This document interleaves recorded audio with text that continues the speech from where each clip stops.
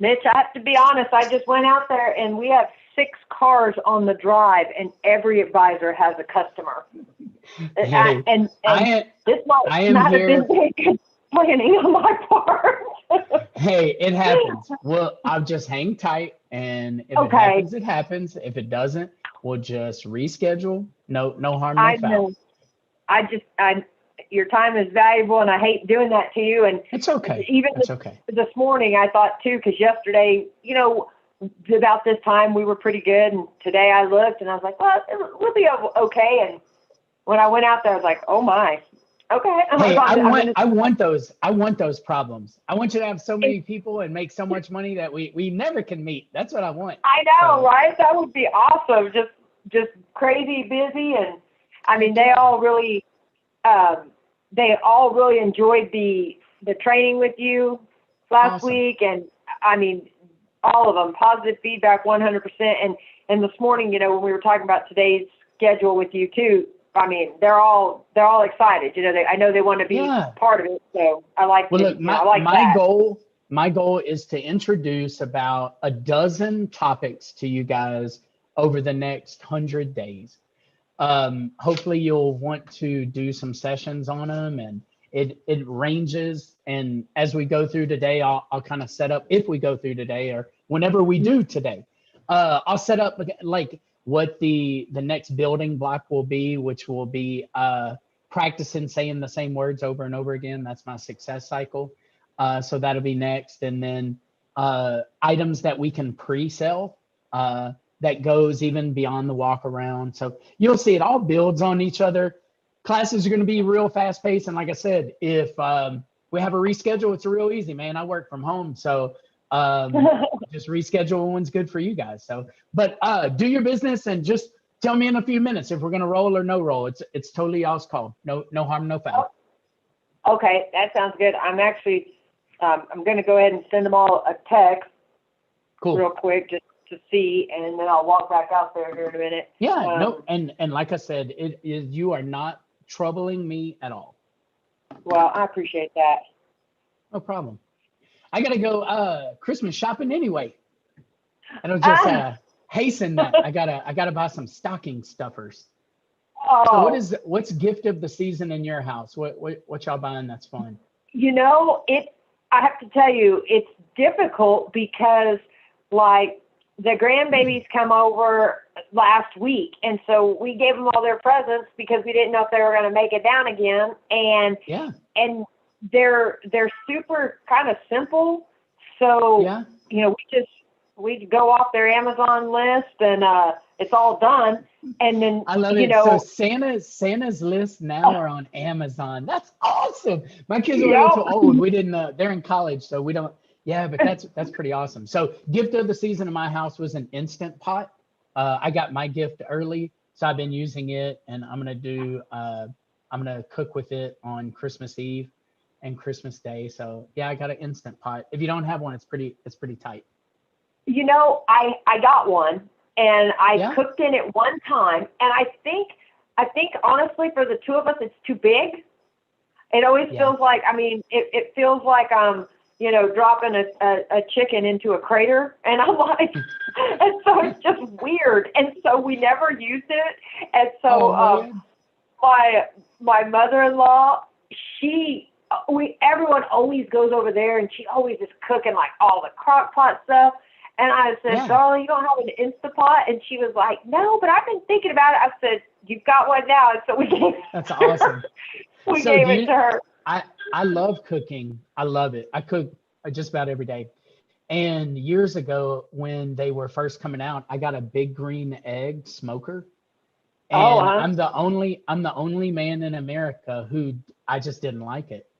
And I sold it to a buddy of mine for a discount, and he was stunned. He was like, but it's $500 less. I'm like, just take it, dog. Just take it. I couldn't do it. I don't know why. Some utensils don't work for everybody, but yeah, mine was the Big Green Egg. Right. I struck out. So I'm a gas grill guy, not a smoker. Yeah, me too. I just want to cook it and get over. I don't have this long session of love and triumph over my grill, and I'm just trying So to cook. my fire temperature, it's low, low, low, super high, low. I can't do it, dude. I can't do it. I don't understand the logs or the I just didn't get it. I was like, it took 6 years to cook a hamburger or 10 seconds to cook a pizza. I never found the happy medium with that. On my gas grill, you just go like this with the dials. Yeah, I don't know. It's I simple, know. dude. I dig that. So yeah, Well, anyway, I that's went fun over stuff. one time. Our general manager, he invited everybody over for the Super Bowl last year, and he kept talking about this pellet grill, and I'm like, I don't even know what you're talking about. And so he buys, these ribeye steaks, and he's out on the back, and I'm telling you, the flame he has going looks like he could catch the porch on fire. And he throws these steaks on there, and I think my mouth just hung open like, what is he doing? Flames bigger than I've ever seen, and he opened it up, flip them. And I said, if that was my house, like, I literally would have just burnt all those steaks. How is he doing it? And they were perfect, absolutely perfect. True story. And then I'll let you go if we're done. So true story. My wife's nephew, so whatever that is to me, my wife's nephew is an emergency responder. When he was young, he was in the volunteer fire department when he was 18 in our little community that wasn't a city back then. Anyway, I have my big green egg and I'm trying to cook hamburgers before the girls get home from school. And it's bad smoke. I just can't control it. So every time I open up the thing, I'm shielding my eyes. It's terrible. Anyway, about 15 minutes in, it's just brutal, man. I can barely breathe on the patio. I look at my phone and my wife texted and said, "Are you home? There's a fire." And I said, "Oh my God." So then I go and I look around and I see him pull up in the truck. And I run out and I'm like, "I don't see it. What's wrong? What's wrong?" And it was from the goddamn green egg, dude. And I went and from the back or from the front, because the patio was in the back, from the front yard, it appeared that my woods behind the house it was that much smoke that they called the fire department. Fool. That was the last day. I was like, I'm an embarrassment to my community. I gotta quit, dog. I gotta quit. So yeah, that happened. Volunteer fire department came to eat my hamburgers. That's Oh a my damn shame. gosh. Oh God, I'm crying. It was one of the most embarrassing moments in my life. Seriously, I'm not. That It is was. that's It's like I funny. think I think I'm good too. You know what I mean? Like I Yeah. try hard. So then to get the fire department coming on my hamburgers, no, I had to retire that sucker. So even if it was at a loss, I had to bounce. Couldn't do it. Right. They're like, Oh, so I no, go only ahead. have one advisor. Um, Let me see. I'm gonna run out there real quick because Serena said she was in, but she's one of 5 out there today. So I mean, if you don't, it's completely up to you. Let me go see what I got real quick. I'll be right back. Okay. No worries.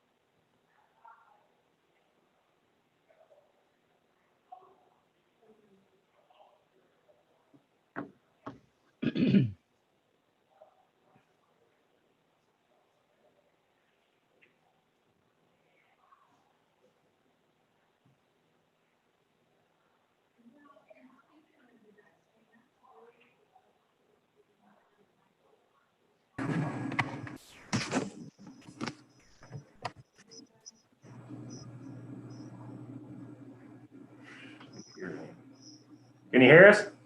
Oh, yes, sir, I can. How's it going? My name is Chandler Bingham, sir. Chandler, Hey, Mitch. what's up, man? Oh, hey, Dusty, we got other people on too. So, Okay, well, yes. you know what? Then I'm going to grab Serena and tell her, come on, because she's still available, and she's my newest advisor. No, and I let's think do she's it. going to eat this Perfect. up. Cool. So this is going to run for Let's do it. 45 minutes, okay? Okay. And I'll come back in and get pictures of you. All right. Thank So, you. Chandler, where, Yes, sir. where do you work? Ferguson? Work What at kind of store is that? Ferguson Buick GMC down in Norman. Awesome, man. Yep, she's the only one that's available right now, and she probably gets that. Like I'm at school. Yeah, that's what. And, you know, Mitch, Serena missed last week. She was out whenever you visited with our school. Hey, so I can just do the first class. I can do that because I have another newbie, so I'll just do class 1 with them. Cool. So, Chandler, do you have a pen and paper by any chance? I can come get some in just a second. Yeah. Once you grab a little pen and pad, and we'll get started. And Serena, can you hear me? Okay. Yes. Awesome. Do you have a pen and paper by any chance? Yeah, she's ready. Okay. Cool. Awesome. Let me. All right, I'm ready. Sweet action. Well, let me go to. Oh, Okay. wait, Mark. So, all right.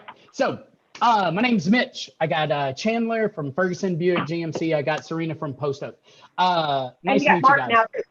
Oh, Mark you. too. Serena and Mark. Mark. Cool. Awesome. And that was Mark. Mark. Okay, cool.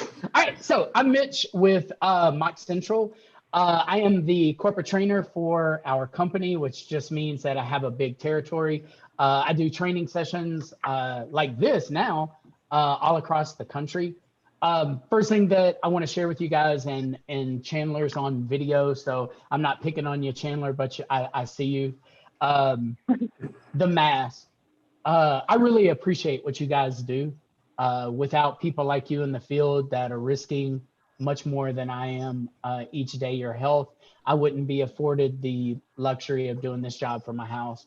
I greatly appreciate it. I used to travel about 100 nights a year, and I would go from town to town, and I would just give speeches. That's what I share with folks all the time is I feel like, yeah, my wife used to be really happy, and now she's sad because we work across from each other. And I'm really loud and I'm demonstrative, and it's not an act. I'm excited to be here. My background, I'm a former teacher and coach. I taught history and math at middle school, and I coached middle and high school football, basketball, and track. Awesome. Wow. So that's what I used to do. I got in the car business 21 years ago to make some extra money during summer. And by the end of the summer, I was making much more money than I was as a teacher. So I decided to quit. And honestly, it's worked out. It's worked out really well. I've been with Mock for quite some time now. Mock, if you don't know, Mock provides your two stores along with about 1,300 stores from Colorado to Memphis, Tennessee South, preventative maintenance and chemicals and machinery to do preventative maintenance services. So if you've ever heard of a brake flush, sadly, that's probably what they call it, is a brake flush. I'll share with you guys in another class that I don't really like that. But anyway, that's my company. So that's who I am and what I do. So today, what I want to share with you guys is this is going to be a little preaching and it's going to be a little teaching.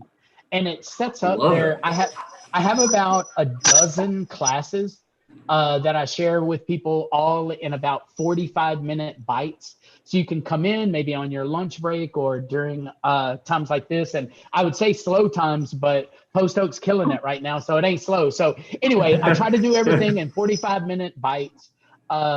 If you don't have one, Tad, your regional rep in Oklahoma, can give you one of my books. I've written a couple of books about this, and I write a little tip each day to share with people that they can work on one particular aspect of training each day. So if you don't have a book and you're into that, ask Tad. If you're not into that, I totally understand. So let me share my screen and we'll get started. So can everybody see it okay? Yeah. Is that all right? Okay. Yep. So first, one vendor, one message, one goal. This is our motto at Mock Central. I wrote this motto myself about 5 years ago. I'm pretty proud of it. And it has some meanings for me, and I want it to have some meanings for you. So in case you didn't know, Mock and Tad can sell anything in your office. We can sell office chairs and we can sell mats. We got coffee, we got creamer, we got sugar, and we got stuff for health weirdos like me that is almost like sugar, but it ain't sugar. So we got everything that you ever need to buy. But what's that got to do with you? Well, simple.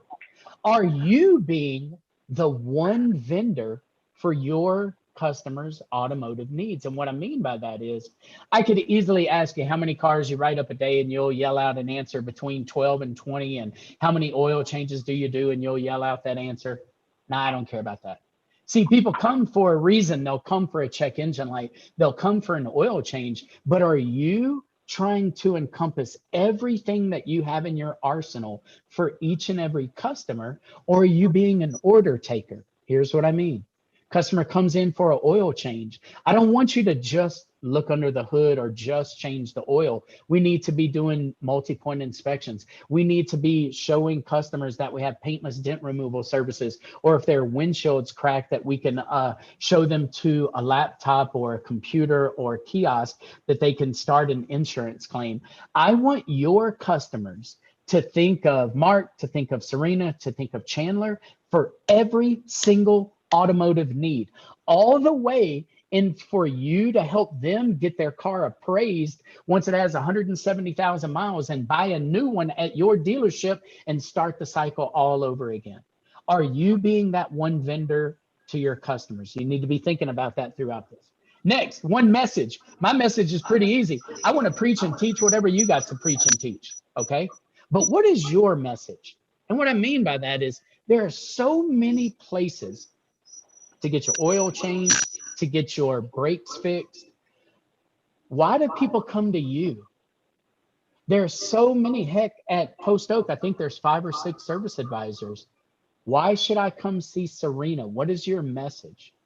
Are you being clear with what you bring to the table for your customers? What kind of enthusiasm level do you have? It doesn't have to be high. It doesn't. But are you consistent with it? Are you more product knowledge? Are you more relationship, or you give people hugs, or used to give people hugs? Are you giving fist bumps? Like, what is your message? You need to be thinking about that. And then finally, the big one, man, goals for us. I help people in my company. We have about 85 people in the company. I help about 25 of them set goals. When you do set goals, what are your goals in life? What are your goals at this job? And the first one you better say is money. And I'm going to re-ask that question a few times.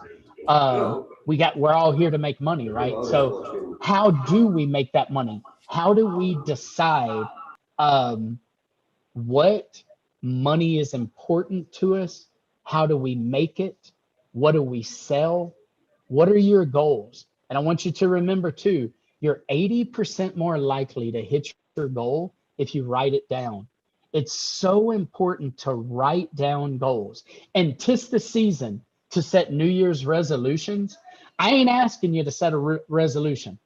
The difference in a resolution and a goal is a goal has to have three things. A goal has to be measurable, trackable, and attainable.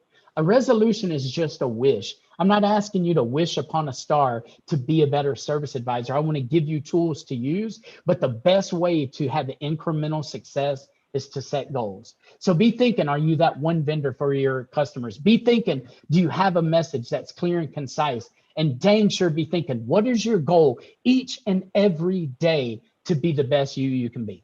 Any questions so far? All right, next. How do we get there? One of the ways that I think we can get there, and I'm gonna stop sharing my screen. So does anybody know what MOC stands for? All right, MOC stands for motor oil conditioner. It's what the company was built on. It's an additive that you put into your oil. Why would people do that? Anybody know? Anybody got a guess? Why would you ever put motor oil conditioner in your car? Make them last longer. Heck yeah, man. I like that answer. Make them last longer. The other thing that we get with our oil additives, along with all of our service, is a warranty. Now, I have an entire class about this warranty, but it's the one reason why I think you should use my oil additive. I'm not going to talk to you, even when we go into a product class here in a few weeks or at the beginning of next year, I'm not going to talk to you much about like what's in my bottle of oil additive. I'm not going to do that. What I want to share with you are the benefits to the customer. Always talk to people about Gatorade. If I were to ask you to sell Gatorade, you'd probably go to an athletic event, or you'd go to someone who was working outside and you would tell them the flavors of Gatorade that you have and how much it is. You wouldn't tell them what's inside the package of Gatorade, would you? You wouldn't. What's inside that Gatorade is not nearly as important as how it tastes. So the number one reason to sell my stuff is it comes with a warranty. So let me go over what I mean with this MOC warranty. First, any vehicle that's 10 years old or newer and has 100,000 miles or fewer qualifies. So let me get something in that head, plant some seeds. The average car I've seen, at least in Colorado, I haven't been to Oklahoma to do test on this, but the average car that we're seeing in service drives this year over last year is getting a little older, and it's getting a few more miles on it. People are keeping their vehicles longer. So long as the vehicle is 10 years old or newer, 100,000 miles or fewer, it qualifies. So most of your customers should be eligible for this warranty. Now, the way the 10 years is counted is pretty easy. We go by the calendar year. So let's skip forward 2 weeks and go to 2021. So watch. 21, 20, 19, 18, 17, 16, 15, 14, 13, 12. If a vehicle is a 2012 or newer and have 100,000 miles or fewer, it gets on the warranty program. Now watch. Customer comes in today, they got 92,000 miles on their vehicle. You don't have a stitch of history on it, nothing. So they bought it used in an auction in Iowa. They brought it. They want to get some service done. You sell them a coolant fluid exchange. Their warranty would go from 92,000 miles to 122,000 miles. If you sell them another coolant service at 122, they can extend that to 152. And that process can go on forever. It's just the first service has to be done before 100,000 miles. Any questions? Okay, that warranty lasts 30,000 miles. So our MOC warranty fluid exchange lasts 30,000 miles. That's on brake, coolant, diff, power steering, and transmission services. All of those services come with the same warranty, 30,000 miles. Now, there is a waiting period. Waiting period is 60 days and 750 miles. That protects me and you from shenanigans, where a customer comes in and says, hey, man, can you do a transmission service on my truck? I'm feeling a little something weird. And they do it and it ends up breaking down and we got to pay. So there is that little warranty or that waiting period, but that waiting period is only for the first service. And what I mean is this should become a retention tool. So as you do these, this is how to keep the customer. So there's only that waiting period on the very first service. Every other service, it starts right on board. Now, there are 2 tiers of coverage. First tier is the most common. $2,000 of coverage if the vehicle has fewer than 100,000 miles. $2,000 of coverage. That coverage doubles to $4,000 if the vehicle has less than 50,000 miles. So watch. I'll take it back off so I can preach a little bit. We have a bunch of reasons why we don't want to oversell. And what I mean by that is, I don't want you to just offer my service, at 15,000 miles to a customer. While we may see some benefits of it, the vehicles are still under warranty. I don't want us to oversell. But we have to get the customers in the mindset that if they're going to keep their car past the powertrain warranty, that investing in the car with you is a way to get that warranty. Now, hey, you're on 2 screens. Cool. That's neat. I like that. So I was like, dang, man, that's twins, man. They look just alike. So, okay. I look like twins. That's so good. I dig that. You freaked me out there for a minute. So anyway, when you get to know your customers and like how you're building the relationship with your customers, you ought to try to look at each and every customer like you're trying to make a friend. Because essentially you're at worst, you're their car friend. And you wouldn't want to hustle or con your friend. And I don't want you to hustle or con your customers. So I want you to try to build a friendship with them. And if your old high school buddy came up and had the opportunity to invest in their car and get a warranty that you really felt was important, you would share that with them, right? Well, that's all I really want to get y'all into the habit of, is sharing with customers these excellent things that you have at your disposal. I don't want you to look at like you're selling them anything. You're just giving them the option to invest in their vehicle. And now more than ever, as tight as it's become for many of Americans, investing $160 or $200 is a really big deal. And I want to give them something out of it. Not just to fix their car, but in the event that something bad happens down the road, that you're going to be there for them. And I keep pointing at you, and I want it to be your warranty. I've talked to some of your management team. Obviously, I haven't at Ferguson yet, but here, let me share my screen with you again. I'll stop preaching and start teaching. Here is a copy of the mock warranty brochure. If you haven't seen one, get with Tad. We can give it to you. Our mock warranty is right here, or our mock logo is right here. I would love for y'all to take my logo, smooth off, and put your logo on it. The reason, your customers don't know mock for nothing. And that's how I want to keep it. See, you're my customer. I care about you. Now I care about your customer a little bit, but I'm much more concerned about you. I don't want to confuse your customer with my warranty. I don't want to be the hero behind the warranty. I just want to be the checkbook. So let's go and let me share with you how this checkbook works. So again, the tiers: 100,000 miles or fewer, $2,000 of coverage. 50,000 miles or fewer, $4,000 of coverage. Now, the cool thing about that coverage right there, say someone does a brake fluid exchange, it's normally the one that we do first. We do it around 2 years, 30, 40,000 miles. I got a whole nother class where we talk about interval charts, so I'm not going to go into that. But if you do a brake fluid exchange at 40,000 miles, your warranty would go from 40K to 70K. If you do another one at 70, you can extend it to 100. But you get to keep that $4,000 of coverage. So it gives the customer an incentive to do these services maybe a little sooner than they're accustomed to. You see what I mean? So that is a really, really good tool. And I think somebody else is knocking. Yeah, let me invite this guy. We got another person crashing our meeting. Okay, so back to sharing the screen. Let's talk about this warranty. The warranty is reduced by 50% if you don't use our transmission fluid. I'm not sure if Tad is within earshot, but Tad, does the Buick store, do they use our transmission fluid? He's actually not at it right now. Okay, cool. We'll just move on then. All right, okay. Next, all claims can be handled locally. You and your customers don't need to call India. You don't need to call Indiana. Tad is your warranty claims department. If you don't have his contact, get his info. He can process all the claims. We need a few little pieces of paperwork. We'll get over that when we do our warranty class, but I just want to share with you guys the highlights today. Next, are fluid samples needed to make a warranty claim? Nope. Do we send out engineers to check parts? Nope. Is it only good at your store?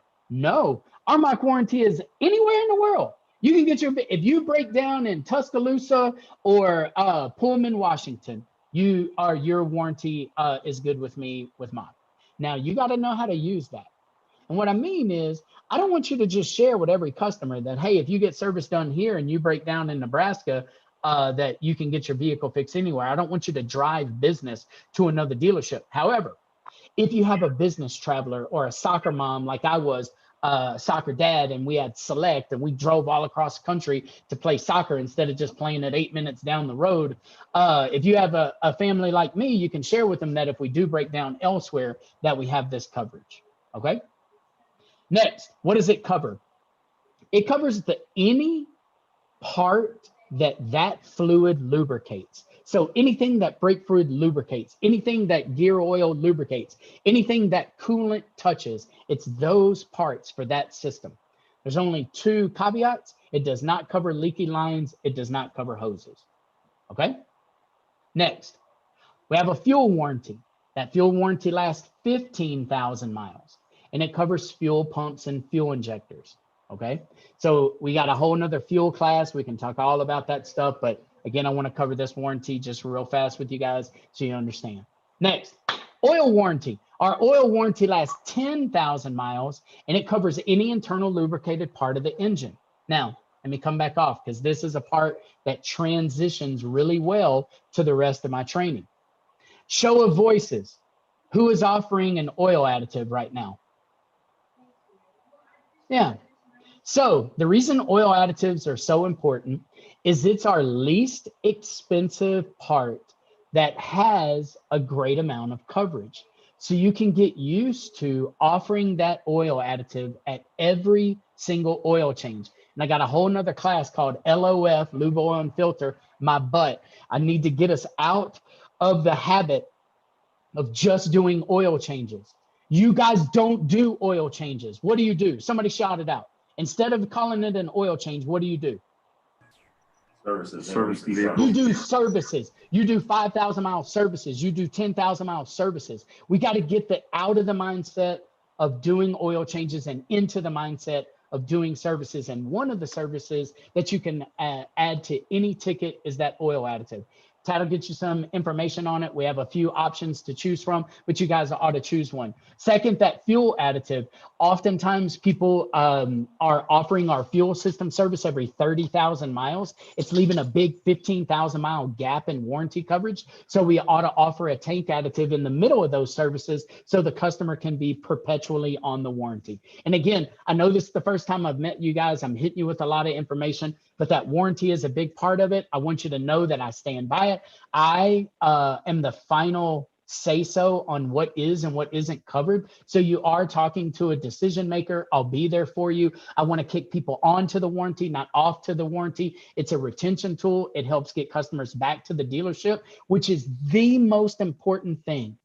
Reason that I say that, I subscribe to Chris Collins. I don't know if y'all know him. He's this mad dog trainer. He's got a big beard, lives in California on the beach. He's got a palatial house. He's about 1,000 times more successful than I am. So I do subscribe to his newsletter. I read his newsletter from last week, and the number now is up to 72% of all dealership customers leave and do not do oil changes and 5,000 mile services at the dealership once their car is out of powertrain warranty.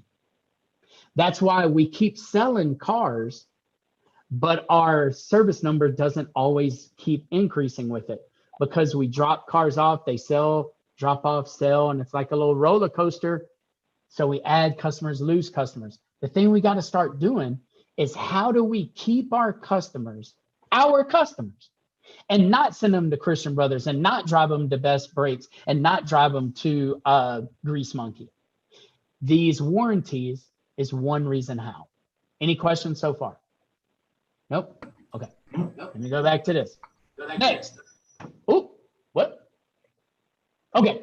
So how are these warranties renewed? By doing the service again. So that's how we get that retention back to the customer. We start in on speaking about those warranties, and we keep those people coming back by doing the services again. Now, I don't want you to be a warranty salesperson. If you wanted to be a warranty salesperson, you'd be in finance. I used to be in special finance. I did special finance for 2 months, and we set records both months. And then when I was questioned by our dealer principal how I was so successful so early, I said by cheating. And I never got to be in finance again. So I broke a lot of rules to be a warranty salesperson. I don't want you to be that guy or gal. I don't want you to be a warranty salesperson. How I want you to use the warranty is during your pitch, I want you to use it to overcome objections. So watch, I'm gonna call on you guys. Chandler, right now, if you were to pitch somebody a brake fluid exchange before today, and they said, Chandler, man, I just don't have the money to do that today, how would you respond? I said that's totally fine, and when they're ready to do that, I'd be the guy that they could come see and get it taken care of and handled for them. All right, that's decent. You can go back on mute. Mark, how would you do it? Man, I ain't got the money today for that brake fluid exchange. I apologize. I totally understand that, but let me explain some of the good reasons that you might want to go ahead and consider doing that again today. Awesome. I dig that. I do want you, and everybody can jot this down. This is, again, a different class, but I want you to write this down. This is the most important thing so far. Explain. Write that down for me, the word explain. And circle it. And draw a line through it. Man, I never want you to explain anything to the customers. Explain is a negative word. Here's what I mean. Hey, let me explain to you this. It starts to come off condescending. Okay. So I believe that the word explain is a negative word. So I want to take out that negative word out of your vernacular and put in a positive word. So instead of explaining things to the customer, let's discuss your options. Okay. A little bit different, a little bit softer. There's some more words that I dislike and like, but Mark shared with that word. But he was right on one thing. We gotta get a comeback. When somebody says no, we can't just give up. And Mark was going to come back and share with me why doing it today is a good idea. Now, hopefully he was going to go back to the money factor and share with me why doing it today could save me money in the future. But again, that's for a later class. Serena, man, I ain't got the money to do that brake fluid exchange today. I apologize. What would you say? I would offer options. We have financing options, so I would offer that. I like that. Got financing. And notice how she didn't say got a discount. Okay. I don't want to just go straight to discounting. I like giving finance options first so I can make that total gross. I like that. And then my twin in the hat. I didn't catch your name. What was your name? Richard. How would you do it? Man, I just ain't looking to spend that much money today. First thing I'd do is pull my gun out. No, I wouldn't do that. I would. He's whipping out firearms already, dude. That's try to awesome. explain the benefits of why they need to do that today. Cool. Okay. As opposed to tomorrow or after the first of the year. So I want to share with you guys this. I like to use the warranty to overcome all objections when it comes to mock services. Let me share with you how. When someone says no, I want to come back with this paragraph. So the example that I shared with you guys is, no, I don't have the money today. Most common objection we get. I want to say when somebody says that, by taking advantage of this today, you qualify for a 30,000-mile warranty, up to $2,000 of coverage for essentially anything that fluid touches. And then I give them, for instance, you have 4 brake calipers that are no longer covered under your warranty with GMC or with Toyota. If any one of those were to go out, it costs you about $900 to replace. That's what I want to help you avoid. You see how I use that? See, let me get that off my page. Let me preach a little bit. If money is a concern on a $150 service, then it's certainly a concern for a few hundred or maybe even $1,000 repair, right?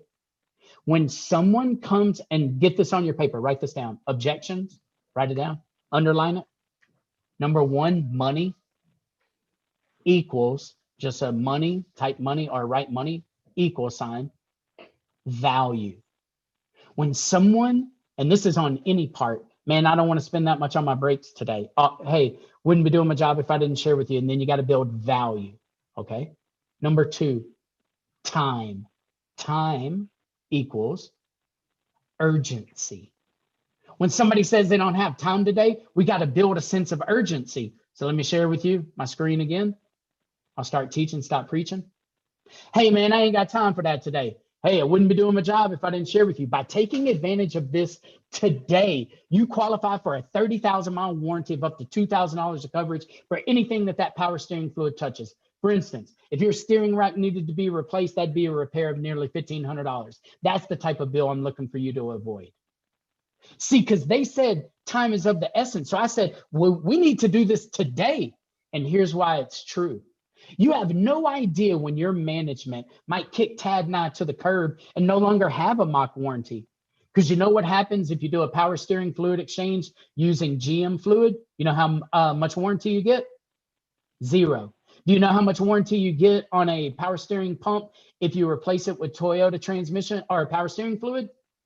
0. See, the warranty is urgent. If they say, man, can I just do that the next time I come in? Look, dude, the warranty coverage that we have right now might not be here in 5,000 miles. And it's not lying. It's building a sense of urgency. So when somebody says money, you say value. When somebody says time, you build urgency. Number 3, decision maker. Write it down. Decision maker equals counsel. Counsel. Hey, man, I got to talk to my old lady about that. Well, make sure you share with her by taking advantage of this today, and then you go over all the explanations with them, all of the details, all of that. You see what I mean? It's the same speech. Do you guys ever hear, that ain't in my owner's manual. Toyota says I don't have to do that. GM doesn't say I have to do that. I got long life coolant. Y'all ever hear that? Anybody? It's common. So the next one, number 4, OEM, write that down. OEM, original manufacturer, equals GAPS, GAPS. Watch this. World standard transmission is my favorite one. Man, Toyota loves world standard transmission fluid. It's like built to last 15 bazillion miles, okay? But their transmission warranty, it runs out at 60,000 miles. So if something happens to a Toyota transmission at 67,000 miles, guess who pays? The customer.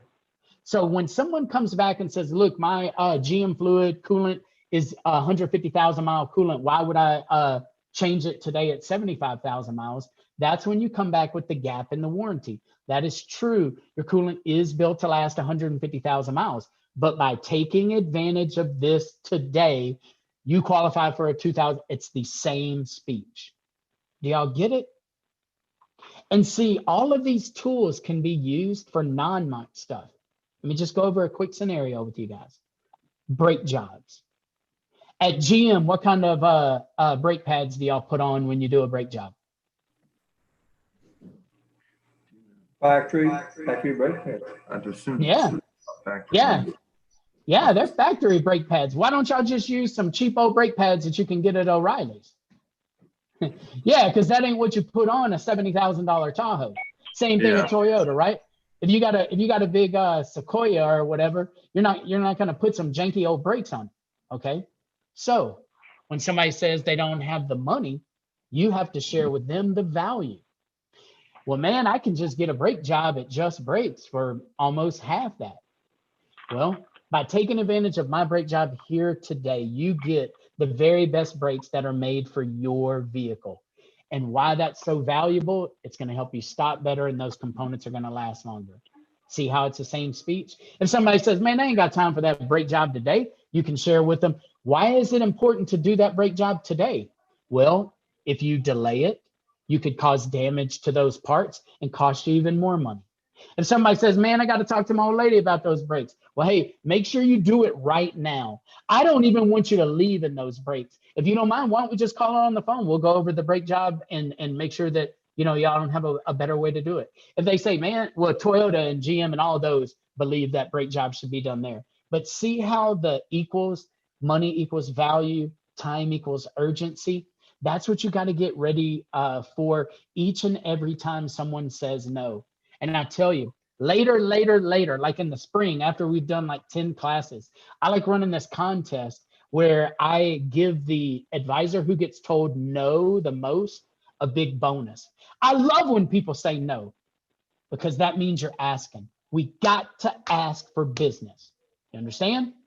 All right, let me start teaching again. Stop preaching. Anybody have any questions on how they should use the warranty? You got it? Any questions? Okay. Now let me go over my speech with you guys. And this is another class that we'll do later, but I want to challenge you on a few things. And then I want to plant the seed on a few more, and then we'll call it quits in about 7 or 8 minutes. Okay. So do you have a speech like this? Y'all can follow along with me if you like. If Tad's in there, he can respond. If not, I'll respond for Tad. He's Tad. not in here right now. He comes in. Cool. No worries, no worries. So today's scenario was customer came in for oil change and tire rotation. It went back for a multi-point inspection. I have the results of the multi-point inspection, and I'm gonna call him on the phone. So since Tad's not there, Chandler, do you mind being my customer? Yeah. All right. Now, Chandler, your only job is don't buy my stuff. You ready? All right. Hey, Chandler, our certified technician, Brian, has completed the multi-point inspection that you requested on your vehicle, and I'd like to share the results with you. You got a minute? Yeah. Okay, first, man, I got great news. Your vehicle has 72,000 miles, and Brian graded your vehicle on 27 different items using that green, yellow, red standard. 26 of yours were green. He measured your battery cranking amps, and they were in the green. He measured your brake pad thickness, and it was in the green as well. However, the certified technician did find one item of concern in the red. Based on time, mileage, and condition of the vehicle, he recommends that we do a brake fluid exchange. Do you happen to know what one of those does? I'm okay. I don't think I have time today to do that anyways. Oh, well, let me just share how essential this is. What he wants to do is get rid of all your old broken down fluid and replace it with brand new fluid. This is going to help you stop better, and it's going to help those components last a lot longer. So that, along with your oil change and tire rotation, would have brought your total investment today to $385.96, and we can still have all that done by 3 o'clock. All I need your authorization. Man, I might just have to pass on it today. We're near Christmas. Wouldn't be doing my job if I didn't share with you this. By I understand. taking advantage of this today, you would qualify for 30,000-mile warranty of up to $2,000 of coverage for anything that brake fluid touches. Only reason I bring it up now during Christmas is we certainly don't want to have an unexpected bill. Right now, none of your 4 brake calipers are under warranty. If any one of those were to go out, it costs you and your family $800 to replace. You sure? Yeah, I'm okay. Cool. Okay, I'll get you a brochure. Maybe we can set up a time later.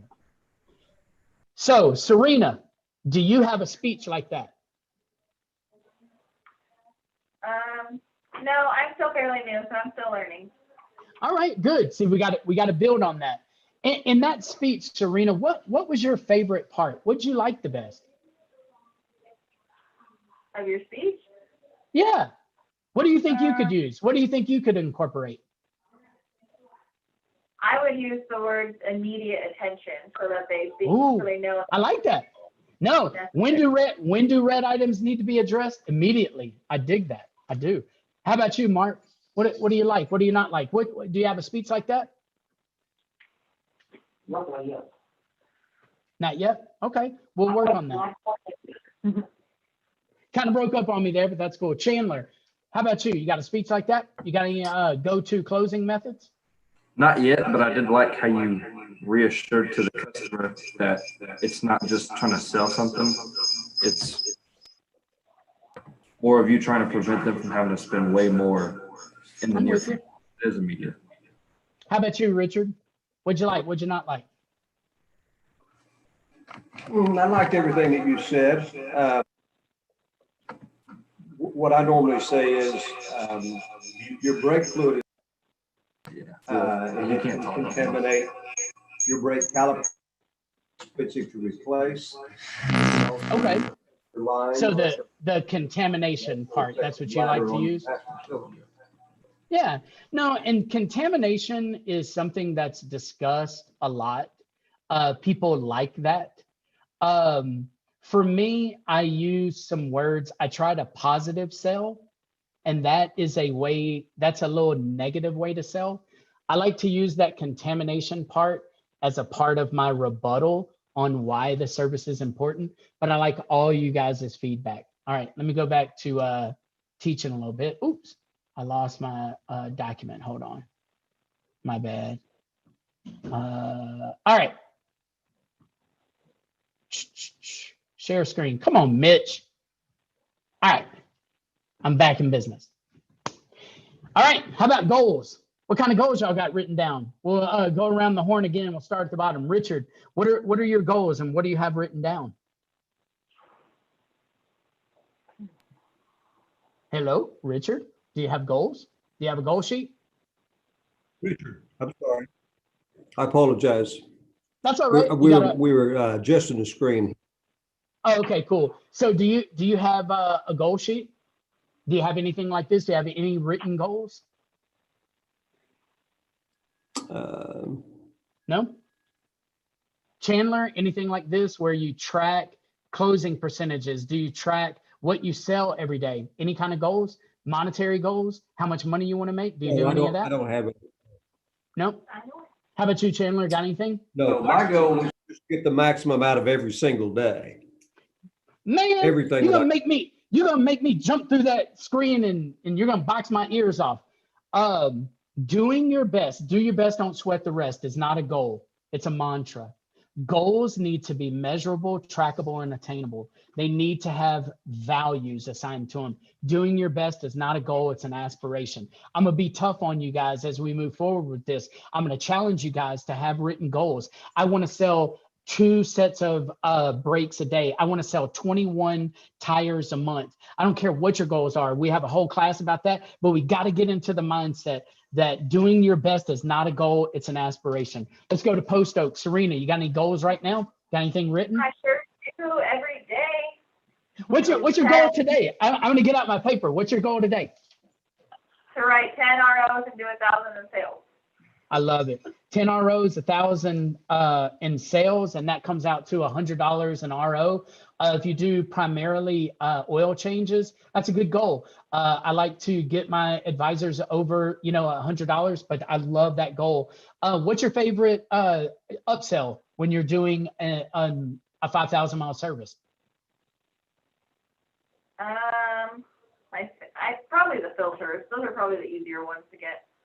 All right, she said easy. I don't think anything is easy. I always like to say my favorite is, but I dig it. I got a whole nother class that I'd like to set up with you guys in a session or two called LOF My Butt. It goes into all items that you can sell during a quick lane. It's a really good class.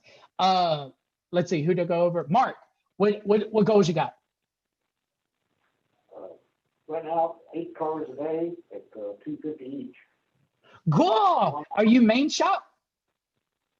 Nope. Wow, $250 a car is a steep goal. And if you hit it, you're going to be rich one day. So I dig it. And I don't mind setting goals high either. What have you been averaging? Right now, I'm about 230. Awesome, man. Hey, that's a great job. I'll take $230 an RO any day. Okay, so things to work on before next time. Get with Tad and grab a warranty brochure. Ooh, Dusty, do you have anything? Was that Dusty? No, I'm good. Okay, cool. All right. So things to work on before next time. Grab a warranty brochure. Get to know it a little bit. The common elements, again, are the things that those fluid touches, except leaky lines and hoses. I like to give an example of what each warranty covers when I use it as a way to overcome objections. So like with brakes, I use brake calipers. With coolant, I talk about radiators and water pumps. With diff, I talk about the gears. With power steering pump, I talk about the rack. Transmission is a transmission replacement. Get to saying the same thing, each time when you talk about your warranty. Get into the habit of doing the right thing every time. That's the beginning of what I call my success cycle. Those word tracks that I'd like to go over with you guys next time. Saying the exact same thing every time, having the exact same setup every time is going to make you more confident when you speak. When you're more confident when you speak, you're going to sell more. When you sell more, you're going to gain more confidence. When you gain more confidence, you're going to be more consistent. That's the success cycle I want to get you in. What I want to keep you from is a rut team. What a rut team is doing the same thing over and over and getting bad results. I don't want you to do that. Don't get into the habit of sucking. Don't get into the habit of failing. If you have an issue, reach out with Tad, reach out to me. I'll send you guys my contact information. I'm here for you. Even if it's for a 5-minute meeting, I can get with you about your concern or your issue, and we can handle it right there on the spot. Next class that I'd like to do with you guys is going through that word track, going through each and every word and finding words that best fit you. Again, I don't want you to be some Mitch clone. I want you to be the very best version of Serena. I want to be the very best version of Chandler that you can be. But all in that is using the right words, using them over and over, and creating that success cycle. You get it? So maybe after the first or so, Tad can reach out to you guys. We'll do another little 45-minute class about that success cycle. Before we go, I'm going to call on each of you individually, see if we have any questions or concerns. Chandler, questions, concerns, can you use any of this? You answered a lot, and I'll be using a lot of it, yes. Awesome. Richard, anything for you? Questions, comments, concerns? Any of this can you use? Not at all. I'm awesome, man. Super. Serena, you like it? Dislike it? What do you think? I like it. Awesome. Any concerns? Anything I need to go over with you? Nope, I'm good. Cool. Mark, questions, comments, concerns? All good. All right. So I'm going to leave you guys with a little Merry Christmas wish. Again, I really appreciate everything that you do. If it weren't for you, I couldn't do what I do. And I hope you believe me. I am here to help you make money. I love helping people. So challenge me. I'm really good at this. And if I don't know the answer, I know someone who does. I don't care how small the concern is. If you have a problem, get with me. I'm here to help. All of this training is completely free to you guys because you choose to be a customer for Mock, and that's how much we appreciate you. Cool? Got anything else? Awesome. So is this, I don't know if Dusty's still in the room. Are we done for the day? Are we doing another session with anybody? What's our plan? We got another round coming at 11:15. Cool. So I'll just hang out, but y'all can leave. I'll see you guys later. If I don't talk to you before Christmas, Merry Christmas. And I look forward to doing some more sessions with you guys next year. Merry Christmas. Merry Christmas to you, sir. Thank you very much. You're welcome.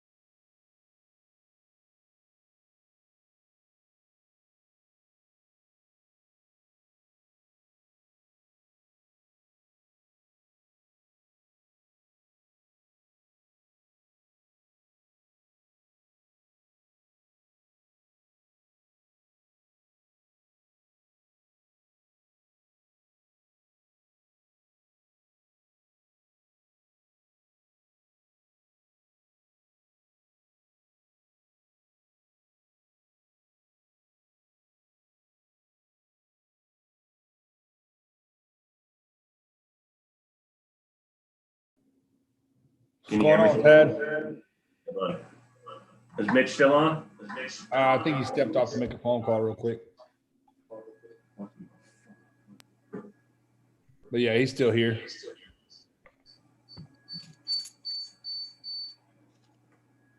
Can you hear me? Yes, sir. They have these things, these computers dueling and they're echoing off each other. Yeah, it's the mic. It's when you have microphones that close to each other, they're gonna start Well, echoing. I got them turned off right now. Yeah. So you can let him know when he comes on, and we don't need to talk about it again, but I told him yesterday that I got 2 advisors that suck major, and they're the ones walking in right now. So the old man is the one saying, we're going to get into my lunchtime. Well, you sold fucking 4 services last month, and they average about 5. And the other young guy's got a lot of potential, but he won't put it together. He does 10, 12, 15 services a month, and that's about it. We have packages here. We call it the MVP, and he sells a bunch of the basic packages, just oil change and tire rotation and additive, but individual services, they don't. So that's where we're at. I'm fixing to go get those guys, and we're due to come on at 11:15. Yep. Sounds good.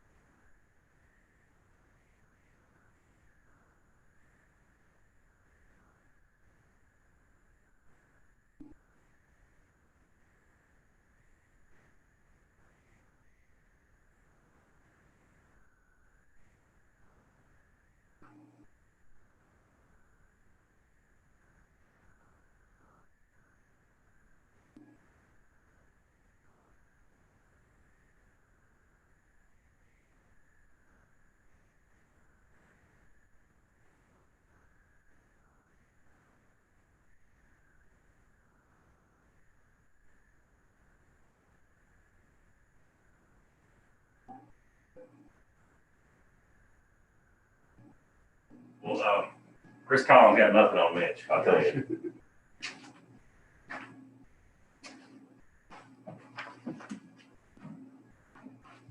Mitch is still on the phone. All right. Oh, look at it. He's getting up. Hey, Mitch. What do we got here? All right. Can you hear me okay? Yeah. Hey, let's leave one of them off because they duel. Hey, so I got Preston in here right now, and Brian's on his way in just a minute. Dusty just went. Okay. Are these folks that I've had the first class with? No, or never had it. Preston. Okay, let me go back to my first class notes then. Yeah. How's it going, Preston? Good. How are you, sir? Every day's a great day to be Mitch, babe. How long you been doing this? Oh, about 3.5, 4 years now. Awesome, dude. What's your favorite part? Can't really say. I don't know. What? Yes, you can. Getting stuff done. Man, you're a guy after my own heart on that. I'm certainly a doer. Yeah, I'm a doer too, so that's cool. I'm glad to hear someone else is. What part do you struggle with the most? It's kind of hard to say. Yeah. Can't really pinpoint something down, but just all right. Day, I guess. I don't know. Maybe Preston is just a rock star, baby. Some objectives. That's cool. Awesome. Oops. And this is Brian here. Who else did we have? Brian? Brian. Cool. How's it going, sir? Busy. Yeah, that's awesome, man. Well, the class is only going to be 45 minutes. Hopefully, this will be one of a little series of classes over the next 150 days. But that's totally if y'all like me or don't like me. If you don't like me, then you don't have to do it. If you do, maybe we can get together a little more often and just make sure we cover all the bases. Brian, how long have you been doing this? 22 or 23 years. Oh, a newbie. That's awesome, Yeah. dog. The man is brand new. Cool. So, do you guys have any fun Christmas plans? Not a thing. No. Just gonna be me and my wife. Nothing wrong with that. I have my wife's family, so my in-laws are coming in, and we've rented a little place in the mountains. I live south of Denver, and we're gonna have a little getaway. They're coming in Christmas, and then the next day we're going to Winter Park. So that's what we're doing. That's fun stuff. Do you guys do anything special for dinner, or do y'all do traditional? What do y'all do? Preston, what do you do for dinner? Whatever's available. So you're a little younger. Do you do any of the cooking, or do you go to, your mom's or a family member, or any of that? A little bit of both. I'll cook myself right. sometimes, but if I don't have to, I won't. Sweet. How about you, Brian? Y'all do anything special? Oh, just a traditional smoked ham and turkey. Yeah. So that's cool. All the rest of it, that's all I do. Nah, I get it. I do thematic Christmases. So we've done Italian Christmas, fair food Christmas, German Christmas. We do different themes. So this year is a taco. We're doing taco Christmas. So it's a taco bar. I'm doing a little pork shoulder in my Instant Pot, and then doing steak and chicken street tacos. So I try to do something a little different every year. We do traditional for Thanksgiving. So we do a little something different for Christmas. So Brian, you said y'all were busy. Is car count good? Y'all doing well? Oh yeah. Yeah. Awesome. Good to hear that. How about your business, Preston? Personally, you're doing good? Yeah, it's been up, yes sir. Yeah, last couple of days actually. Awesome, man. But I don't know if we're gonna have another dealership visit with us. We'll start at 11, or it's 11:15 y'all's time, so we got 6 minutes. But I do want to ask, do y'all have any, especially you, Brian, for 23 years, do you have anything specific mock related that you want me to answer? This class is more of just kind of like introducing a training and just planting seeds, but like, do you have anything specific that you need me to answer today? No, it's, the last dealership, I always sold BG, and then. Yeah. Then we came to Mock up here. I came up here and it's been Mock. I've only been at 2 dealerships, but Okay. moved from Texas up here. So Where'd you work down in Texas? West Texas, little town between San Angelo and Abilene. Sweet. I lived in and worked in West Texas. That was my first job, was a coach at Monahan's. So I'm familiar with West I know Texas. where that is. Yeah, it wasn't far from where I was. Hey, That's Mitch, awesome. Yes, sir. Post Oak is just got inundated with cars on the drive, so we're gonna go ahead and move on. Okay, cool. So we'll get started. Preston, anything specific you'd like me to go over? Not necessarily, just mainly, can't really think of anything other than maybe mileage intervals between, I know it's right around like 30,000, I think, with the mock on most stuff, between 20 and 30 on service. Okay. Cool. Okay, did somebody try to enter? Okay, cool. I got a little split screen going on mine. Okay, so my name's Mitch. I'm the corporate trainer for Mock Central. Essentially, all that means is I have a large territory. If you can see the screen, the guy with the black background, that's Rick Lux. He's our operations manager. So Rick is gonna chime in and do some of this training with me today. So this class is the first of, I have 14 different classes. They're not for everybody. If you're really good at one aspect of it, maybe you can skip a class or two, but I just kind of want to introduce a few things to you, make sure that they're important. The importance of them are reiterated to you, and then you can use them or don't use them. Reason that I say that, I'm not here to tell you what to do. I'm not your boss in any capacity. Okay. All I want to do is plant some food for thought. Okay. So especially with Brian working with BG, today's not a day of me showing you the chemistry behind the stuff. That's for a class later. We will get to all that if we want to, or if your dealership wants to. Just kind of want to share with you, this is going to be a little overview.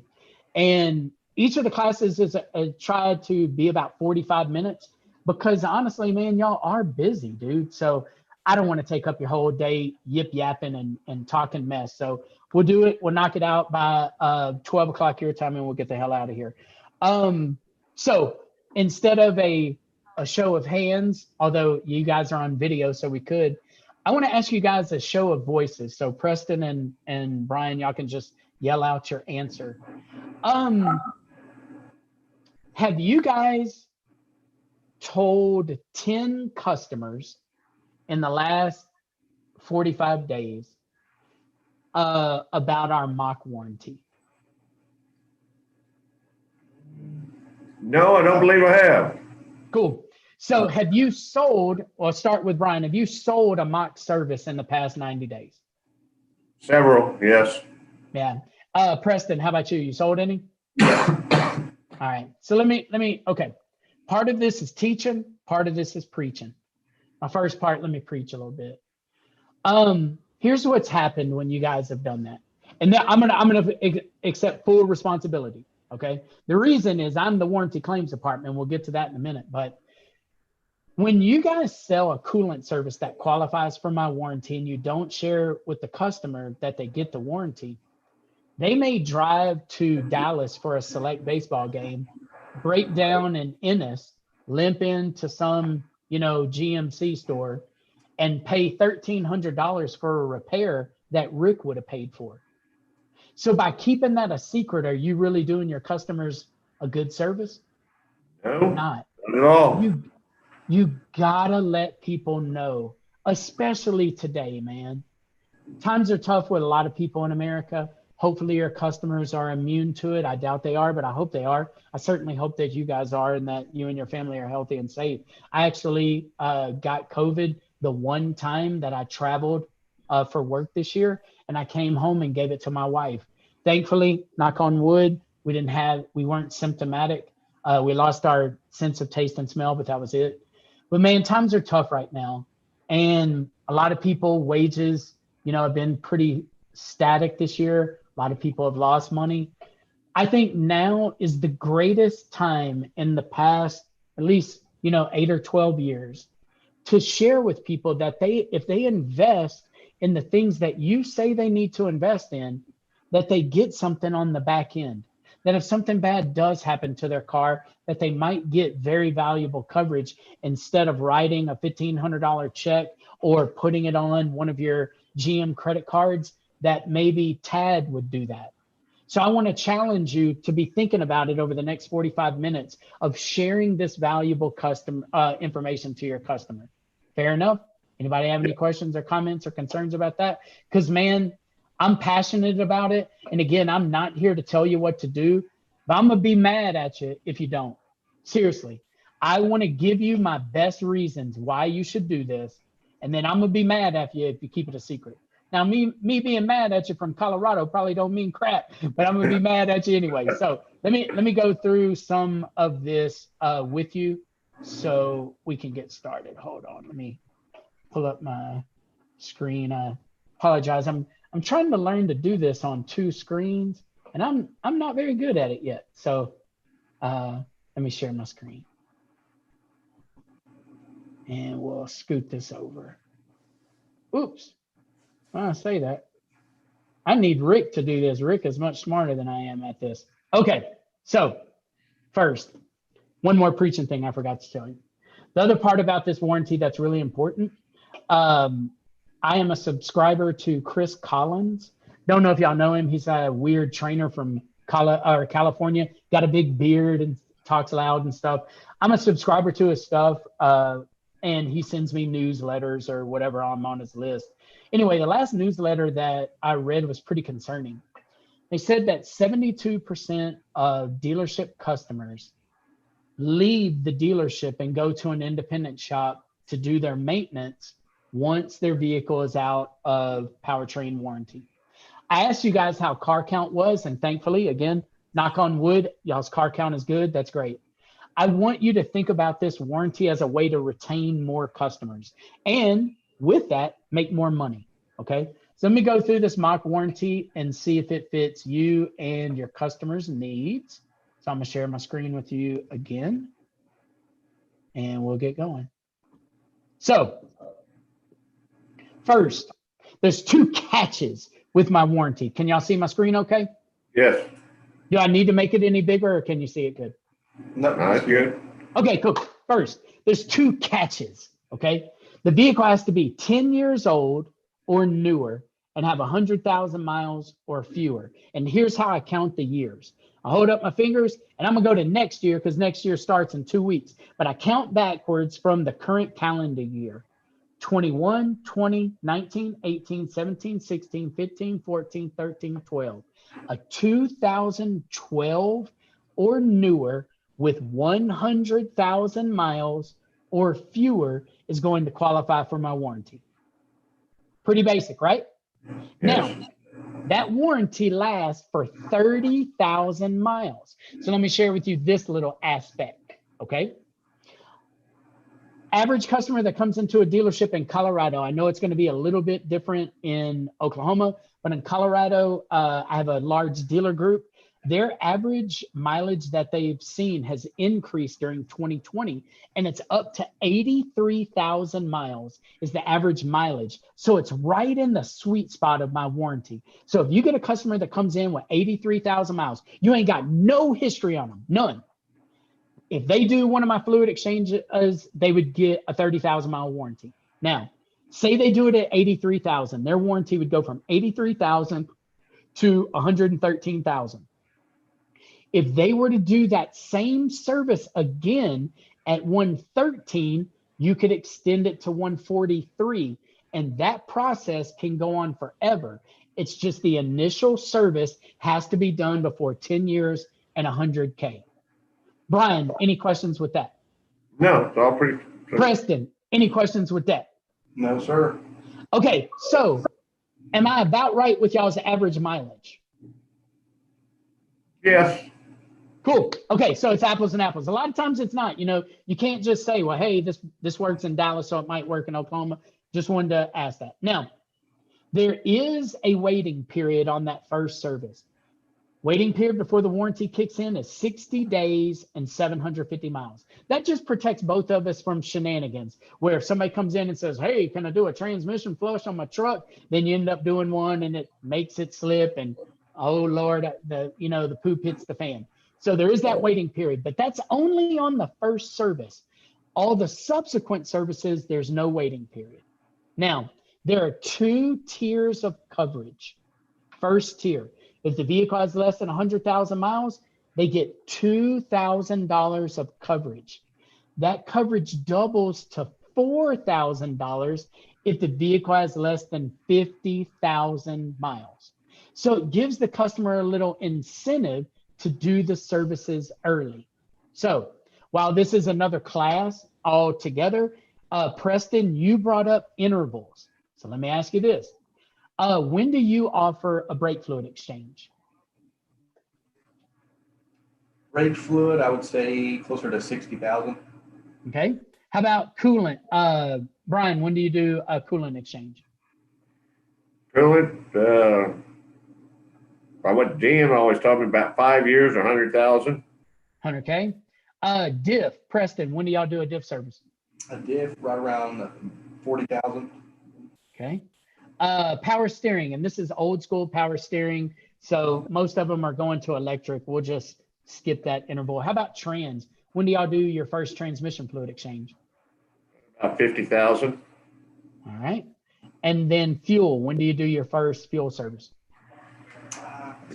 About 35,000, 35,000. Right. And do y'all offer that every 30K? A fuel service? Mm-hmm. Yeah, if we check the history, yeah. Okay. Yeah, I'll share with you guys a strategy on that. Reason that I bring up the intervals, the only one that's concerning is brake at 60. Anything that you would offer at 60,000 miles, I encourage you to offer it just before 50 so the customer can get the double warranty. It'd be like waiting one oil change and then offering them a warranty for 2,000 when we could be offering them a warranty for 4. But again, I kind of wanted to get y'all's mindset on that. I'll cover some of that as we go.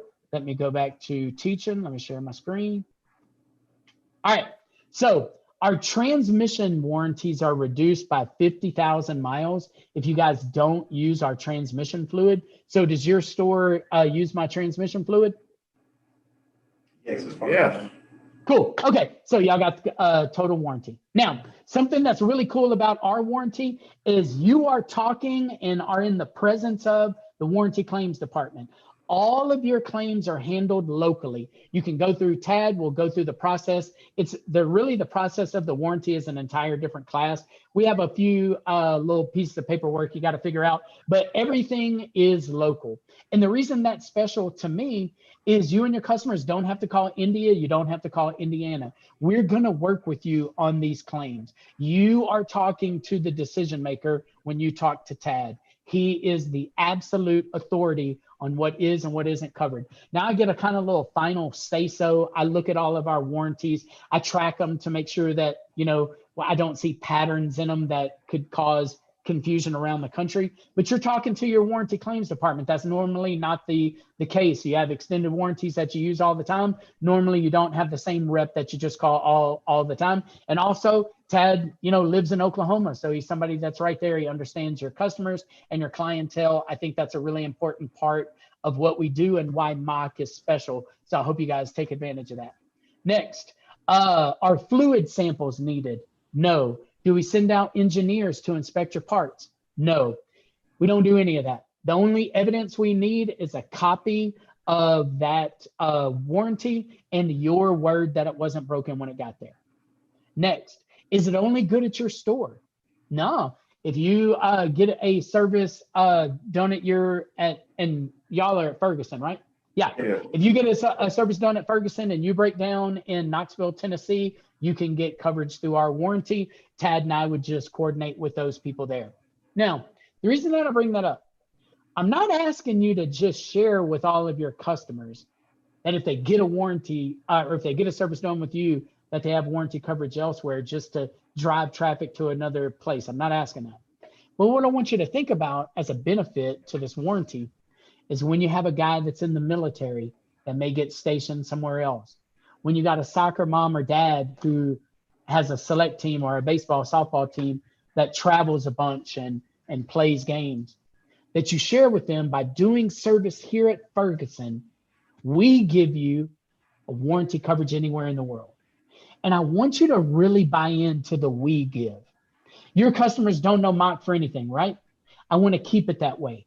You're my customer. You are who I care about. And I care about your customer a little bit, but I care about you more. So we don't want to be the stars of the show. We don't want to be the stars of the warranty. We just want to be the checkbook behind it. You see the difference? I want this to be your warranty, all the way to, I want to challenge your management to put their logo dead on my warranty coverage packet. I don't want it to have a Mach warranty. I just want to be the checkbook. I don't want to be the hero. Any questions about that? We good? Next, what does it cover? It covers anything that fluid lubricates or touches. So whatever coolant touches, whatever gear oil touches, whatever transmission fluid touches, those are the parts that are covered, except it does not cover leaky lines and hoses. Now watch, if you're doing a warranty claim, and we'll talk about this more during our long warranty class, you got to write it up correctly. If you write up leaky hose, we ain't gonna cover no leaky hose. It doesn't cover leaky lines and hoses. So we have an estimate form. We'll go over that a little later once we get accustomed to talking about the warranty and sharing it with the customers. But we do have some protocol to follow, but it does not cover leaky lines and hoses. Let me share my screen again. Next, our fuel warranty lasts 15,000 miles, and it covers fuel pump and fuel injectors. Now, y'all made me nervous a while ago. Y'all shared with me that you do a fuel service every 30K. Well, here's what happens. You do a fuel service at 35,000 miles. The customer's warranty, since it's only 15,000 miles, would go from 35,000 miles to 50,000 miles. But y'all aren't offering them another service until 65. So you're leaving a 15,000 mile gap in your coverage. What I challenge you to do, are most of the vehicles that you guys work on direct inject? Yes. Yeah. So in the middle of those two services at that 15,000 mile mark, instead of offering them a fuel service for $250, just sell them a bottle of our tank additive for $40. And that would extend the warranty another 15,000 miles and allow the customer to perpetually be on our warranty with a slightly smaller investment. What do y'all think about that strategy? Sounds good. Yeah, and in no way am I asking you to sell a tank additive instead of a fuel system service. I'm not asking, because that ain't got labor and the other one does. I'm not asking you to lose money, but I want you to give the customers options on being able to keep this warranty for a slightly smaller investment. Cool? Next, our oil warranty lasts 10,000 miles, and it covers any internal lubricated part. So, are you guys currently offering an oil additive or an oil change package? Yep. Sweet. So talk to me. Why should somebody buy an oil additive? We use the 5K here, where just like you explained, anything touched or lubricated by that, doing it in 5,000 mile intervals will keep it under an additional warranty as well. If it's out of power. All right, now, Preston, you said a cuss word to me. Let me get y'all to write down this cuss word for me. Write this down for me. Explain. Write that word down on a sheet of paper and circle it and draw a line through it.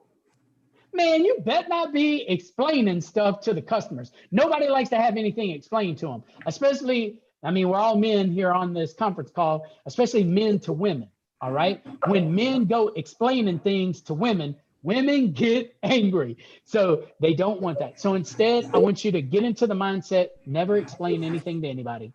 I want you to discuss options. Write that down. Discuss options.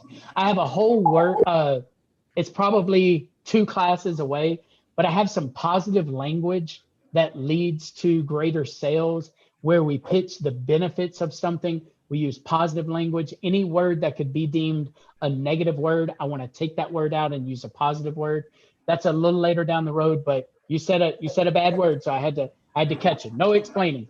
Discuss options. Okay, so oil additives are really cool, and we ought to offer those every oil change because the warranty lasts 10,000 miles, and we want to make sure they stay in coverage. It also gets your customers accustomed to hearing about the warranty often. So it gets them into a habit of hearing you say the same thing every time. And my word tracks that I'll give you a little preview of my success cycle class here in a minute. I say the same thing over and over and over to customers. So I get used to saying the same thing, but I want them to get used to hearing the same thing over and over. It kind of hypnotizes them and gets them to say yes more often. Now, back to the warranty, there's one more item or a couple more that I want to go over.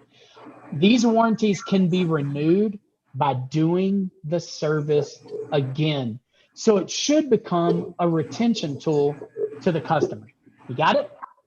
So next, I want you to give evidence to the warranty. And here's what I mean.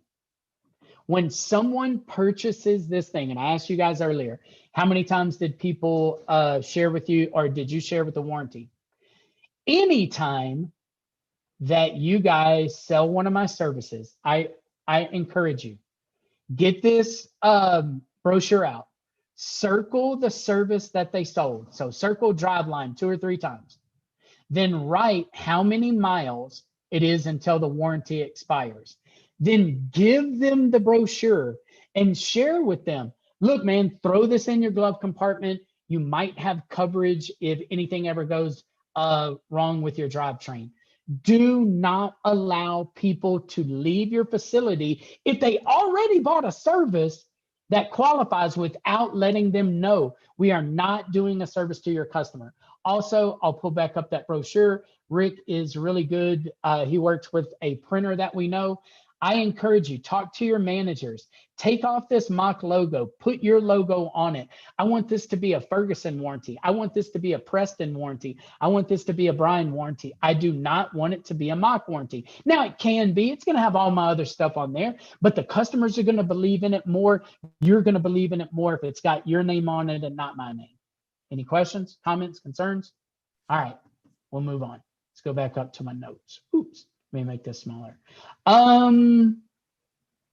Now, how do I use it? Okay, let me go back to my preaching. I don't want you to be a warranty salesman. You don't want to be a warranty salesman, because if you did want to be a warranty salesman, you'd be in finance. You're not in finance, you're an advisor. So I don't want you to just feel like I'm just here pitching a warranty. Go sell my warranty, go sell my warranty. A lot of these products do great things with the cars. We'll get into that when we go into a product session. But I want you to know how to use the warranty. And how I use the warranty is a way to overcome objections. Okay, so I'm gonna get you guys both to come off of mute. Brian, give me the #1 reason why a customer says no to you about buying one of my brake fluid exchanges. What's the #1 reason? Uh-oh, we're still on mute here. Let me see if I can get you off. I'm not exactly sure. So it's, oh, there you go. There you go. Cool. So what's the #1 reason why somebody says no to you? Don't have time today. No time. So time is a real good one. Preston, you have one? Why somebody say no to you other than time? I would say the funds. Money, time and money. So watch this. On your sheet of paper, write this word down for me. Objections. And underline it. We're just going to go through about 4 of them. #1, time. Write the word time down. Equals urgency. Time equals urgency. #2, money. Money equals value. Write that down. Money equals value. Let me give you a couple more. #3, decision maker. Decision maker equals counsel. Okay, and you can tell as a math teacher because I keep doing equals. Last one, OEM. OEM equals gaps GAPS, gaps.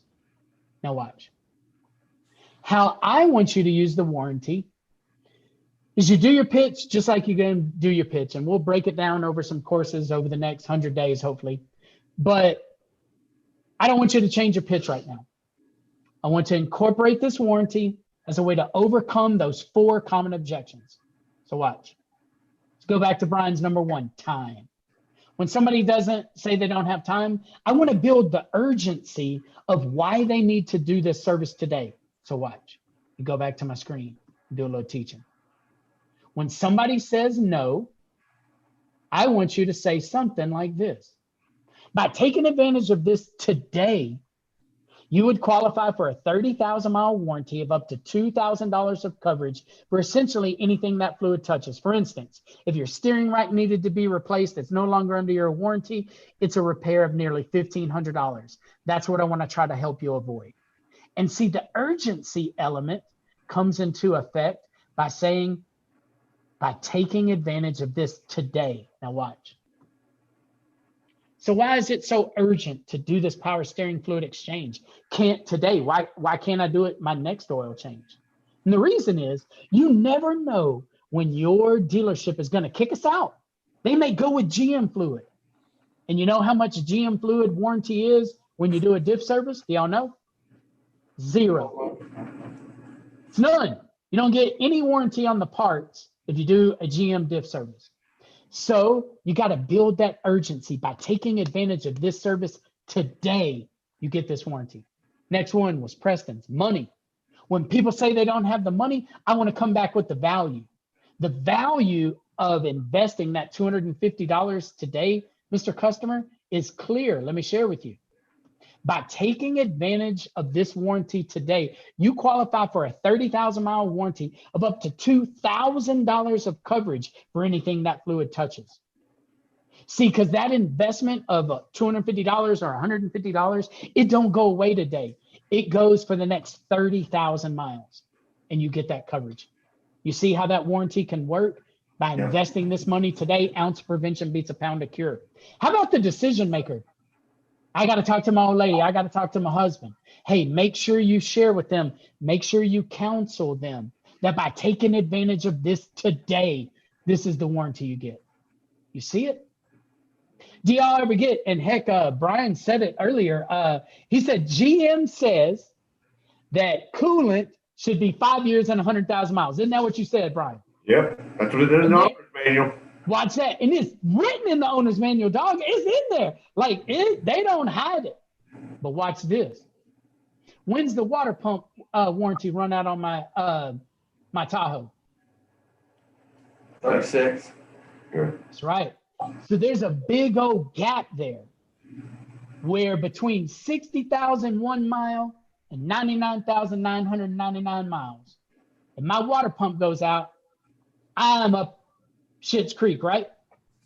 But if you do this coolant exchange and your water pump goes out, instead of the customer paying for it, TAD pays for it. You see how I did that there? Yeah. Brian, did I share with you that GM coolant isn't built to last 100,000 miles? Did I say that? No. No, I did not. GM's got dang good fluid. It is built to last 100,000 miles. But what's interesting is there's a big gap in that coverage. So I don't want to come off and say, man, GM don't know what they're talking about. GM, I know better than GM. I don't know better than them. But what I do know is if you follow GM's rules for their warranty and something happens to your radiator at 77,000 miles, the customer is stuck out. I know my rules will give them a path to where they don't have an expensive claim. You see what I mean? An expensive out-of-pocket. So I don't want you guys to base, and when we talk about our interval class, that's a different class, but when we do that, I don't want you to do chemistry tests. I don't want you to take litmus paper and see if coolant has a high content, battery or brake fluid. Like you can stick something in brake fluid and get copper content or boiling point. This ain't no chemistry class, dog. We ain't in college. What I want you to do is search for those gaps and give the customers who are going to keep their vehicle for a long time, give them options to get that coverage with their vehicle. You see what I mean? I don't need you to take samples of dirty fluid and say this fluid's dirty and that fluid's dirty. I don't need you to do that. All I need you to do is to look for these gaps and share with customers that by investing with you, that they get coverage. You see what I'm talking about? That's why people will come back to Brian for 23 years, because he ain't trying to hustle nobody. All he's trying to do is show the customers what a path is for their ownership. Brian, am I lying? No. And what I want you to do is I want you to crack totally on my mock warranty. Give me the worst. Why wouldn't you share it with the customer? Talk to me. What's wrong with this warranty of sharing it with a customer? Nothing's wrong with it. I don't know. I just never really thought about it. Well, that's Dad's what told me about it. All I want to do is plant some seeds for thought. You ain't got to do it. You've been successful for this 23 years. You ain't got to talk about this warranty. But what I think is if you do choose to speak about it, that you're going to benefit some, you're going to sell more. But you know who's going to benefit the most? Your customers. Yeah. And isn't that why you've been in the business for 23 years? Yes. Preston, do you want to be in the business for 23 years? Yeah. And if you do, it's all about who? It's all about your customers. That's what we need to embrace. Let me stop preaching and start teaching one more time. Okay, next. Goals. I'm probably gonna make Brian mad. We'll see. Brian, what kind of written goals do you have for yourself? Written goals for myself? Yes, sir. Just to do my best as I can every day. Yep. So many people will respond with that. Let me take it off screen share. Do your best, don't sweat the rest. That was something that I used to share with my 8th grade kids when I was a football coach. Mm-hmm. That ain't no goal though, dog. It's not. That's an aspiration. That's like a New Year's resolution. I want to lose weight, ain't no goal. What is a goal is I want to drop 8 pounds in 90 days, and then you track it. Remember, if you want to write this down, because I'm going to hammer you about goals over and over and over during these classes. Goals have to have 3 things. 1, they got to be measurable. 2, they got to be trackable. 3, they got to be attainable. I'll go through that one more time. Measurable. I want to lose weight. That's not measurable because I don't know how much you weigh. I want to lose 8 pounds. Okay. How many of you lost since the onset? So it's got to be trackable. And number 3, you shouldn't put a goal out. I want to lose 160 pounds. It's likely that you're not going to hit that goal. So it needs to be attainable. What I want to challenge you guys to do, and I'm going to share my screen again with you. We got a whole class about this. The first goal we need to decide is this one, this little symbol right here, dollars. We got to decide how much money we need to make. And we need to back into our goal. So Preston, if you need to make $10,000 a month, we need to write that you want to make $10,000 a month. And how much gross do you need to make to hit $10,000 a month? Whatever that number is, how many services do you need to sell to hit that? How many cars do you need to write up? What is your average per car? That's how to do it. I like to track about 20 different items that I sell commonly, from rotates, balance, alignments, filters, brakes, tires, spark plugs, tune-ups. I put them all on a form and I try to sell everything every week. Because if you go all week and you ain't sold a brake fluid exchange, what's the number one reason why? Try. Because you didn't try. You're damn right. That's what we got to take out. We gotta try. In the next class that we give, I talk about this thing. It's called one thing. It's to get your essence. I'll share this with you now, but it's a bigger deal later. Mine is energy. I'm pretty sure I'm gonna be the most energetic fella in the room. That's my essence. I ask you to think about yours in that next class, but it all ties into each other. It's all about the customers. It's all about the effort. I don't want to say anything to you that I wouldn't say to my daughter or your GM rep. Everything that I say falls dead in line to what they say. Because I'm true to the customer and I challenge you to be true. And I'm telling you, you're much more likely to hit your goals if you write them down. You're 80% more likely to hit your goals if you write them down. So I got this little goal sheet. We can talk about that a little later. Questions, comments, concerns so far? Brian, what do you got? Nothing right now. All right. Preston, questions, comments, concerns. What you got? No questions. I'll take a copy of that little goal sheet. Okay. I will. What's your email? It's Preston, Preston, at FergusonChallenge.com. Ferguson Challenge. Mile long. .com. Oh man, mine is mhart at mockcentralusa.com. And so many people, when I tell them, they write MOCEN, they start to spell the word central. Then I got to go back and run through the whole damn thing again. It's bizarre. I just want to be Mitch at Mitch.com, but I don't think that's how emails work. Okay. So Rick's our guest speaker today. So Rick also gives one of our warranty classes. Rick, just a little preview of that. Is there anything that I didn't cover on the warranty that you want to make sure that the fellas know? You obviously are a warranty expert. What do you got for them?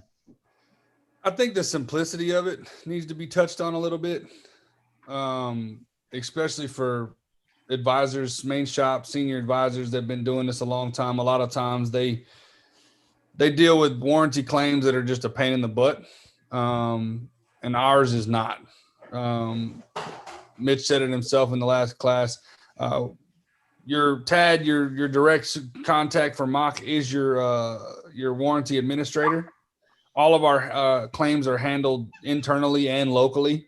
So you don't got to call a 1-800 number, and you ain't got to sit on the phone and then talk for 2 hours trying to get a claim approved. Our process is very simple. There's a whole class on that as well, so we won't go through it, but I want to reassure you guys that going through the process is very simple. So don't be shy about offering it, because if you were to need a claim, submit a claim. I mean, it'd probably be the smoothest, what we call an aftermarket warranty that you've ever used. I mean, it literally is simple, and it gets paid very quickly. Get your customers in and out the door very quickly. So don't hesitate to do it based off of that, because I know when I was an advisor, I struggled calling warranty claims because you'd sit on the phone for 45 minutes or an hour trying to get an approval, and then they had to call you back 6 times, and oh yeah, well, I got to send out an adjuster and do all that, and it just caused the process to be almost unbearable to you and the customer, because you got 9 million things going on. The last thing you want to do is sit on the phone for 45 minutes. So yeah. I trust that when you do use it and you do get that experience inside you to talk about it, because it's a very easy process. Yep. During these upcoming courses, again, all of this stuff kind of ties together. I'll go over those warranty word tracks with you a little bit more. The thing that I want to urge you though, and again, I'm not here to tell you what to do, but the part that I think is the most important. Right now, y'all are selling services, even if it's one a month. But I know that you don't just sell one, but even if you sell a handful of services, I really beg you, get a copy of that warranty brochure. If you don't have some, Tad always has some in his vehicle. When someone buys one, take that warranty brochure out. And again, circle the coverage, circle the service, and write down this is how many miles you had on it when you left, and this is how many miles it's going to be until it runs out. And just give it to them. Throw this in your glove compartment. Make it a part of your active delivery. Active delivery is really important. We got another class about that. We can talk about some tips, but that's when I like to give it. Okay. You don't have to give it to them right when they say yes. Just give it to them before they leave. I also like to staple a copy, or not a copy, one of my business cards to it and give it to them so they come back and talk to me. I want to control that warranty. I want to control that customer. Again, that's in more of the active delivery class. But like Brian, I mean, any reason why if somebody buys a brake fluid exchange from you and they have less than 100,000 miles, what do you think about giving them a brochure? Can you do it? Will you do it? Oh, yeah. Preston, anything wrong with it? Rick, you got something to piggyback on that? I just had a question more for the two guys, because we know the numbers and we know you got what you guys individually sell. And I think before we ended, I think my biggest question would be, how many cars a day do y'all write up? 10 to 20 cars a day? It varies, but I'd say anywhere from about 20 to 40. Okay, so 20 to 40 cars a day. So what is your number one, I guess you could say, brick wall that's there not allowing you to sell more services than you currently are? And what do we need to do to get you over that wall? I'd say ours here would be time management in the shop and just getting a vehicle back out in a timely manner. So you choose to not sell them because of shop flow? Yeah, if a customer doesn't have time to wait or something like that, so back to them needing their vehicle back same day or something like that. I do have a course for technicians. It's called If a Picture's Worth 1,000 Words, What's a Video Worth? I like video multi-point inspections, but it doesn't have to be video. We need to get multi-point inspections back with you within a quarter hour, within 15 minutes.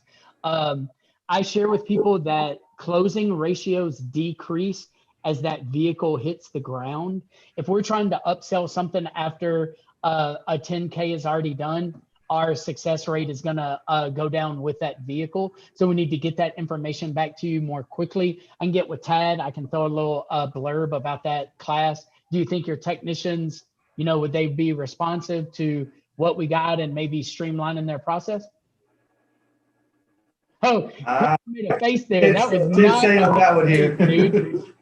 So, I would ask them the same thing. Do they want to make money? And do they want to help customers? I just want to give them some food for thought of how they could do that. Brian, do you see the same thing? Shop flow, do you think it's slowing you down? At times, yes. Yeah. Well, some responses we get is that, and I won't say this is more directed at Brian, but I know some of the guys that have been in the business a long time are not quite on the preventative maintenance program. I guess I'll ask your opinion. I mean, do you like selling preventative maintenance? Do you think it's a good thing for the customer?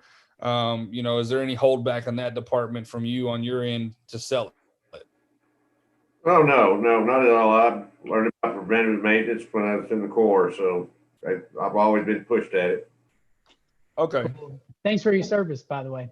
Yeah, that's really awesome. That's a big deal. Okay, so enough of that.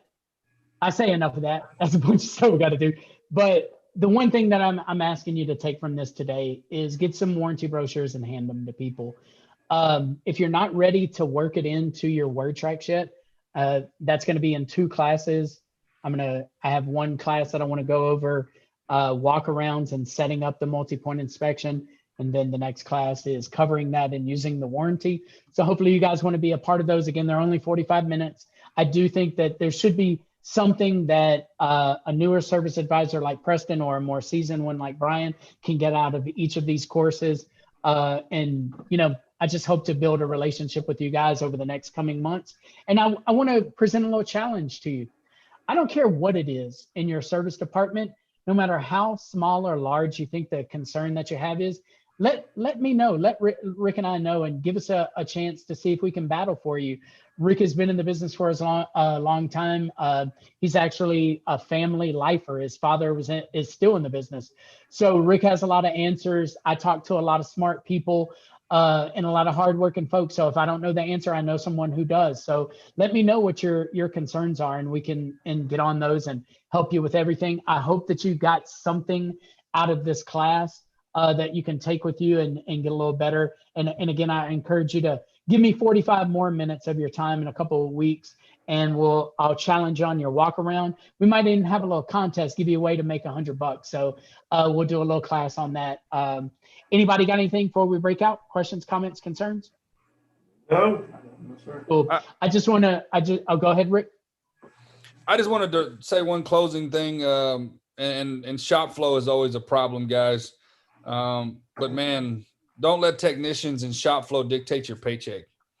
Let's find a solution. Let's find a reason for it.